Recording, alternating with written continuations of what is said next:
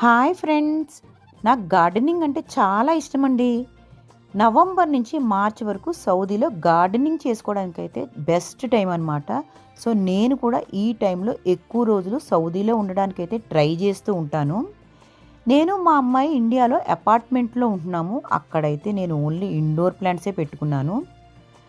సౌదీలో మా విల్లాకైతే లక్కీగా ఫ్రంట్ సైడు అలాగే బ్యాక్ సైడు కూడా గార్డెనింగ్ చేసుకోవడానికి చాలా పెద్ద ఏరియా వచ్చింది.